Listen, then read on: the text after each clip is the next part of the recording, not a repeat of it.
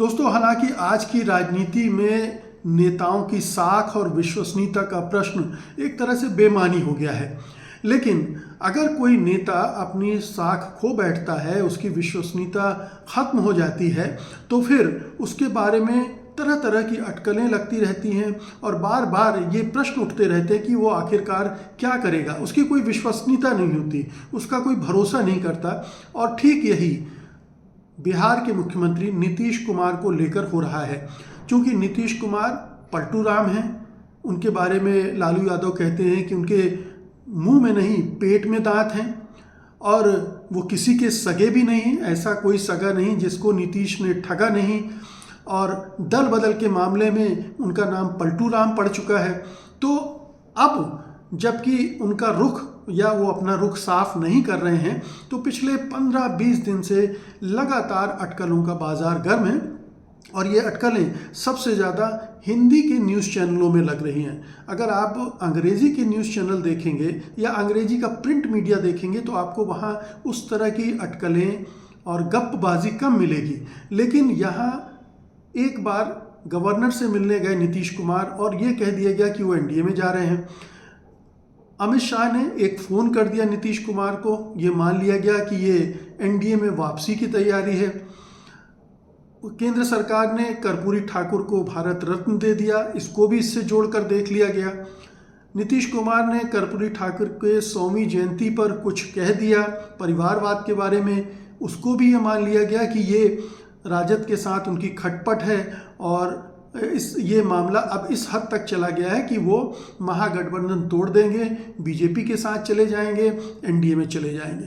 तो ये तमाम तरह की खबरें चल रही हैं और हम ये नहीं कहते हैं कि ये खबरें गलत हो सकती हैं, खबरें सही भी हो सकती हैं। और नीतीश के मामले में कुछ भी सही या गलत हो सकता है, क्योंकि नीतीश कुमार किसी भी तरफ कहीं भी रुख कर सकते हैं, उनका कोई भरोसा नहीं है। वो किसी को भी के साथ बेवफाई कर सकते हैं, किसी को भी दगा दे सकते हैं, गद्दारी कर सकते हैं।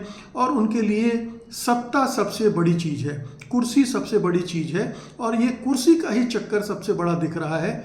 जब से इंडिया गठबंधन की 19 दिसंबर को मीटिंग हुई थी और उसमें गठबंधन के नेता के तौर पर मल्लिकार्जुन खड़गे का नाम आ गया और उन्हें वो भूमिका नहीं दी गई या संयोजक बनाने के सवाल पर अभी भी इंडिया में उहापोह है, एक मत नहीं है नीतीश की को लेकर, तब से वो नाराज़ हैं और तब से तरह तरह की ऐसी हरकतें कर रहे हैं जिससे ऐसा लग रहा है कि वो पता नहीं क्या करेंगे।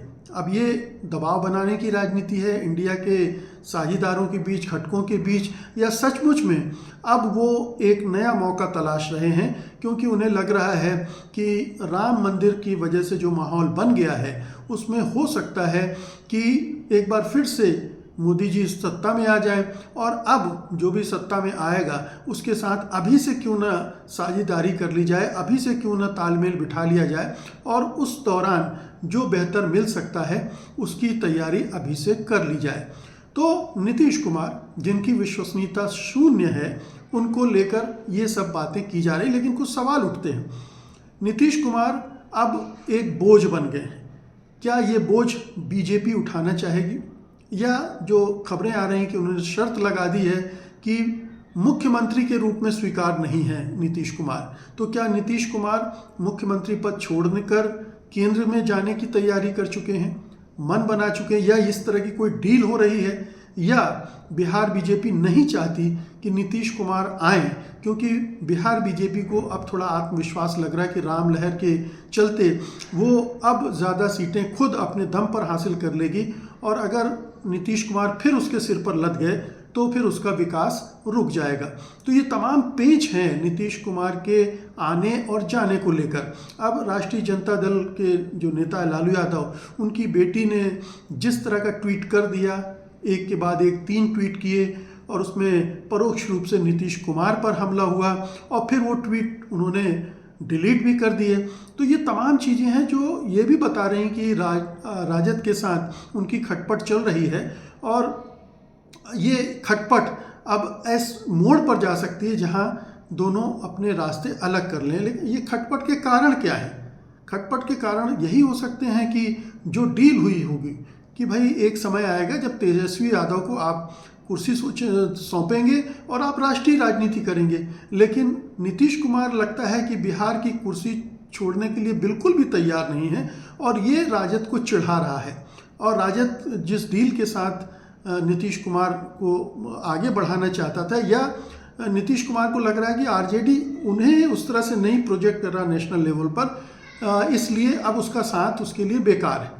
तो इंडिया गठबंधन में नीतीश कुमार को वो जगह नहीं मिल रही है, आरजेडी के साथ उनके संबंध खराब हो गए हैं और अब बीजेपी उनको स्वीकार भी करेगी या नहीं करेगी। हो सकता है मोदी स्वीकार कर लें, क्योंकि उन्हें 2024 का चुनाव निकालना है और अगर नीतीश को तोड़ लें तो उनके लिए बिहार का रास्ता आसान हो सकता है। तो ये खेल हो सकता है, लेकिन नीतीश को इससे क्या हासिल होगा? केवल और केवल बदनामी, कलंकित हो जाएंगे। वो पहले ही इतने कलंक में डूबे हुए हैं और अगर इस बार उन्होंने ये कहा तो उनका पूरा करियर कालिमा से पुत जाएगा। बहुत बहुत शुक्रिया आपका, धन्यवाद।